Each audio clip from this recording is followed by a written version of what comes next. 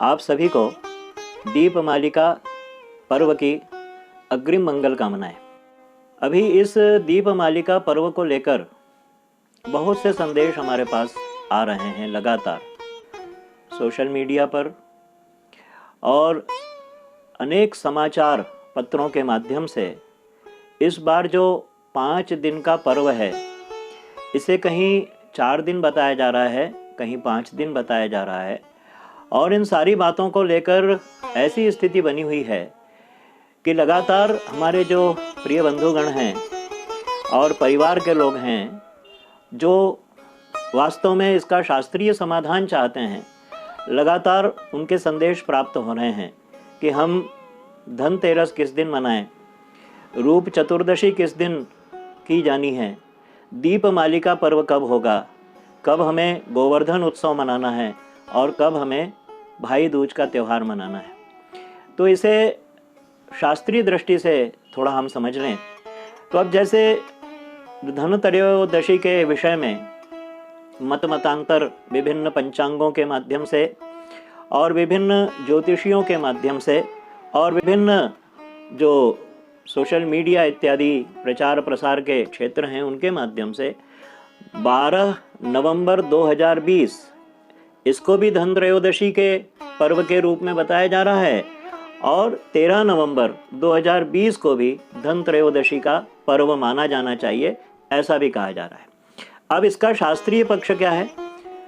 देखिए, जो धनत्रयोदशी का पर्व है वह 13 नवंबर 2020 को ही मनाया जाएगा। उसका कारण क्या है? जब हम आपस्तंभ स्मृति, वशिष्ठ स्मृति, गोभिल स्मृति इत्यादि स्मृति ग्रंथों को जब हम ध्यान पूर्वक देखते हैं, उनमें विचारों को पढ़ते हैं, उनका अनुसंधान करते हैं, तब ये विचार सामने आता है कि जो त्रयोदशी का पर्व है वह यदि शुक्ल पक्ष है तो पूर्वग्राह्य अर्थात द्वादशी से युक्त त्रयोदशी ली जाएगी, परंतु यदि कृष्ण पक्ष है तो जो त्रयोदशी तिथि है वह परग्राह्य अर्थात चतुर्दशी से युक्त ली जाएगी। तो 13 नवंबर 2020 को त्रयोदशी तिथि प्रातः काल से लेकर के सायंकाल तक विद्यमान रहेगी और उसके पश्चात चतुर्दशी तिथि लगेगी। अतः जो धनत्रयोदशी का पर्व है, धनतेरस का जो त्यौहार है, वह हमें 13 नवंबर 2020 को मनाना है। इस दिन भगवान धन्वंतरी का भी जन्मोत्सव होता है और भगवान धन्वंतरी की जो पूजा का समय है वह प्रदोष काल है। प्रदोष व्यापिनी जो त्रयोदशी की स्थिति होती है, यदि उसमें प्रवेश हो गया तिथि का, तो हम देखें कि लगभग प्रदोष काल में त्रयोदशी तिथि प्रवेश कर रही है। इसलिए धन्वंतरी जयंती भी इसी दिन मनाई जाएगी 13 नवंबर को। तो अब हमारे मन में भ्रम की कोई स्थिति होना नहीं चाहिए। अब दूसरी बात यह कि ये 5 दिन का त्यौहार है। 5 दिन का त्यौहार है ऐसा कहीं शास्त्रों में उल्लेख नहीं है। यह पंचपर्वा है। पंचपर्वा का तात्पर्य यह होता है कि दीप पर्व पर 5 पर्व एक साथ मिलते हैं। 5 पर्व कौन से होते हैं? पहला है धनतेरस, दूसरा है नरक चतुर्दशी, नरक हरा चतुर्दशी या जिसे हम रूप चौदस कहते हैं, तीसरा है दीपमालिका दीपावली, चौथा है जो हम गो उत्सव मनाते हैं जिस दिन हम गोवर्धन पूजा करते हैं, और 5वां जो है वह भाई दूज। इस तरह से यह पंच पर्व युक्त यह त्योहार मनाया जाता है। वैसे तो यह जो पूरा पखवाड़ा है, विशेष करके एकादशी से हमारे यहाँ दीपदान प्रारंभ हो जाता है और यह जो एकादशी से प्रारंभ हुआ दीपदान है, यह कार्तिक पूर्णिमा तक चलना चाहिए, क्योंकि यह जो दीपदान है यह अनेक प्रकार के रोगों का, अनेक प्रकार के दोषों का शमन करने वाला है। तो हम जो दीपावली पर्व है वह दीपावली पर्व हम 14 नवंबर 2020 को मनाएंगे और 14 नवंबर 2020 को प्रदोष काल में और इसके पश्चात मध्य रात्रि में भगवती महालक्ष्मी का पूजन और साथ में गणेश, कुबेर, कालिका, सरस्वती, गणपति इत्यादि देवताओं का पूजन भी हमें साथ में करना है। तो ये जो व्रत का निर्णय हुआ, पर्व का जो निर्णय हुआ, त्योहार का निर्णय हुआ, वह ये 3 त्योहार का धनत्रयोदशी, चतुर्दशी और अमावस्या, इनका निर्णय हमने देखा।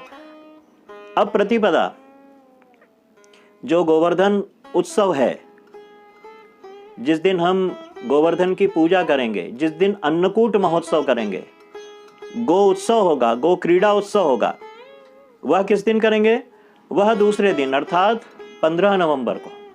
15 नवंबर को प्रातःकाल तक, मध्याह्न तक हमारी अमावस्या तिथि का व्याप्ति काल होगा और उसके पश्चात प्रतिपदा होगी।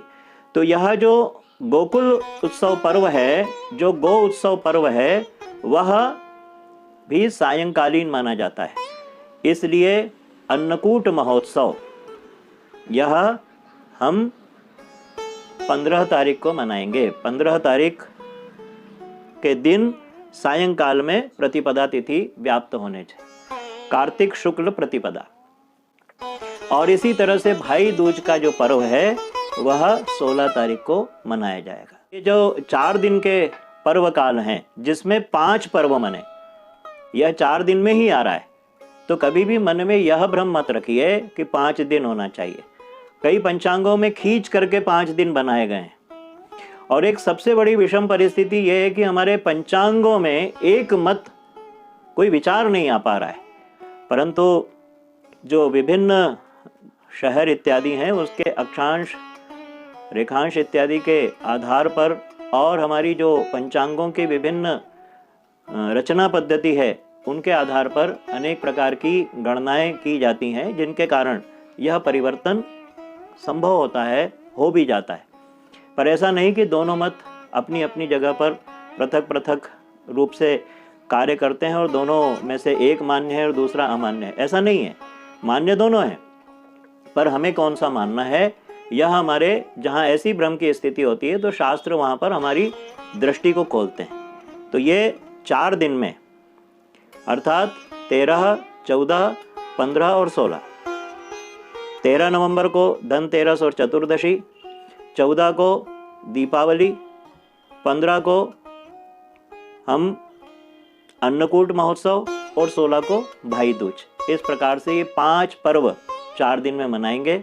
और इसमें जो विधि विधान करना है उसके संबंध में हम शीघ्र ही कुछ विशेष चर्चा आपसे करेंगे। उसमें हम किस तरह से, किन उपायों से भगवती लक्ष्मी का, भगवान धन्वंतरी का और अन्य देवी देवताओं का पूजन कर सकते हैं, इसके संबंध में शीघ्र ही हम आपसे चर्चा करने जा रहे हैं। नमस्कार।